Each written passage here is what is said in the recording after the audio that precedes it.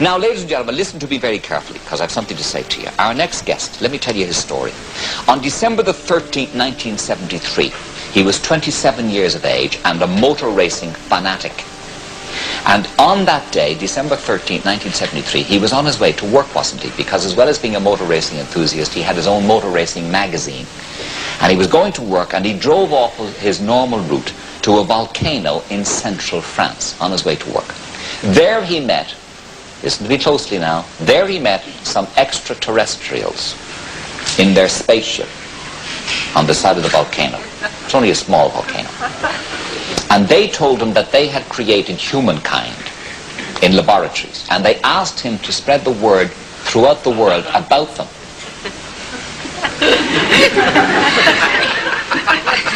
Listen to me, Johnny, watch my lips. And they asked him to build an embassy on neutral territory so that they could come and visit the Earth, the people they had created, in peace. Now, in 1975, he met with the ETs again in a south-central region of France, and they took him with them to their planet, which is God knows how many light years away. I don't know how far it is. Now, he says that if even 5% of the people around the world who claim to have seen UFOs are sincere, then it's worth taking seriously. Let's have a welcome, please, for Claude Raëlian. This story is...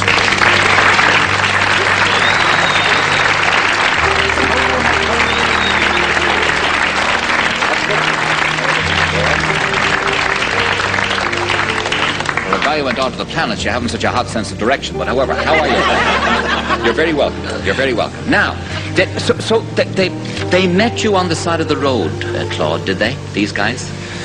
Yes, it was. I was going to my office, like you said before, and I didn't know that was the day. This day will change my life. And what do they look like?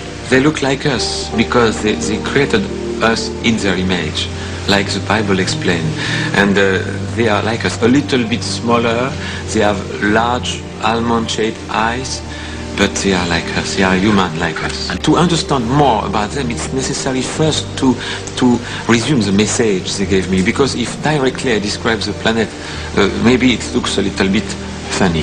So it's necessary to understand these people came on the Earth a very long time ago. They built big laboratories, and in these laboratories, thanks to DNA and genetic combination, they created all life on Earth. It means trees, animals, and men in their image. Us. Yes, and the Bible describes what they did. You will say to me, but in the Bible it's written the first day God did that, the second day. But the Bible was written in Hebrew, and then translated from Hebrew in Greek, then from Greek to Latin, then from Latin to English. So in the beginning, the original Bible, you can find one very easily. It's not written the first day God did that, but the first day Elohim did that. The second day Elohim did that. And in Hebrew, Elohim means those who came from the sky. So we understand for primitive people, maybe you saw this fantastic movie, Gods Must Be Crazy, where you have a Coca-Cola bottle coming from the sky, and the primitive man in Africa thinks it's coming from God. So it's exactly the same, different level of technology. People were primitive, and when they saw people coming from the sky, they believed, it's God.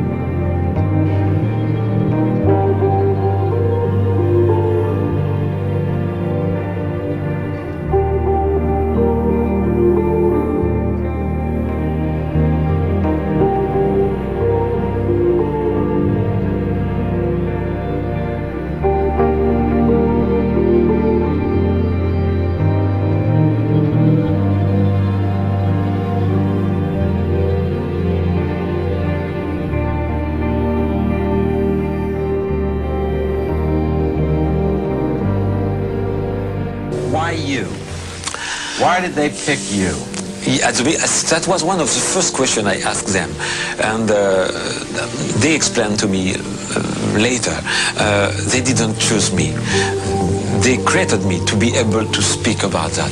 I'm not a great believer in cosmic coincidence, but shortly after Krista Bradford filed her report from Miami, I was here in Santa Monica, California, when who should I find staying at the very same hotel?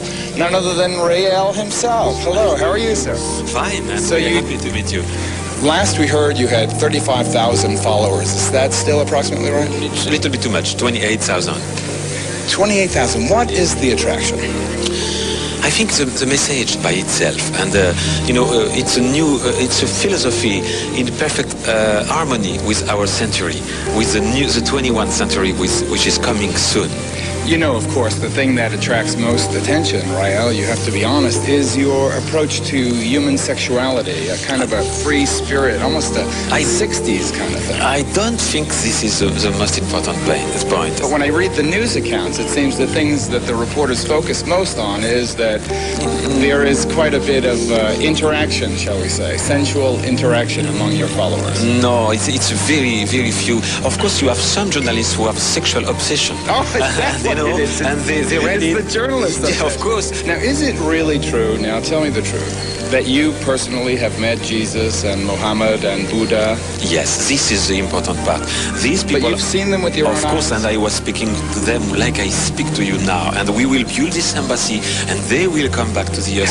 How tall was Jesus? Oh, smaller than you. How about Muhammad? Muhammad also smaller than you. I believe in the First Amendment in the United States. I believe that people should believe whatever they want to. I really think that that's what we need in this country. Freedom. Freedom, right. But when people are offended, when people are hurt by something, then I think freedom has to be curtailed. You know, freedom has to be withdrawn a bit. If something... Here, meet somebody here. Come in. This is Rachel Bernstein. Rachel Bernstein is a cult expert for something called the Jewish Federation. Now, Rachel, why don't you explain to Raël why this is offensive? Well, of course, as you know, the swastika conjures up images of the Holocaust, and it brings back memories for many Jewish people, many Jewish survivors, of a time of pain and a time of a terrible tragedy.